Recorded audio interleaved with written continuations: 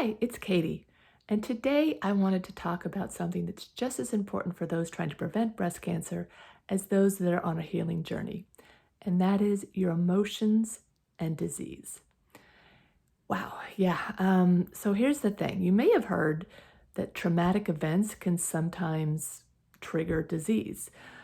People that have gone through a divorce, a job change, a move, big traumatic events in their lives that then the next year they're diagnosed with breast cancer.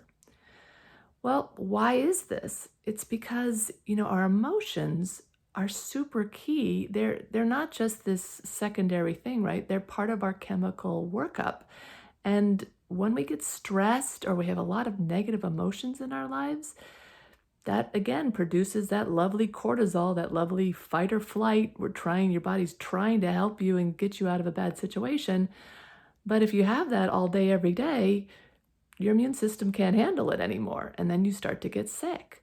So it's literally like I've noticed a lot of survivors and myself, we have emotional issues. And it's like, wow, the breast cancer is right over our heart, right? Which is kind of a freaky thing to realize. But I know personally, when I have some emotional issues, like heavy stuff going on, that literally the place where I had my lump removed starts to hurt. So now I'm just really in tune with my body and my emotions and how they're connected. So, what can we do about this? Well, there's two things. One, I would advise you don't bottle up your emotions, right? A lot of us are going through a lot of loss, grief, hurt, anger right now. Allow yourself to feel these emotions, if nothing else, just to release them. You've heard the expression have a good cry. Well, there's science behind that. You actually are releasing through your tears some of those negative chemicals, which, some of those hormones and whatnot that are going through your body, you can actually release them through crying. Now, I'm not saying, go cry yourself a river and you'll feel better. Well, you might feel better, but my point is you don't want to keep things bottled up inside. That's tip number one. Tip number two would be look at your relationships in your life. Are any of them what I call toxic? What are toxic relationships? These are people that perhaps devalue you, upset you, um, not just people that disagree with you. There's always going to be people that disagree with you, but people that are causing you difficulty on a daily basis.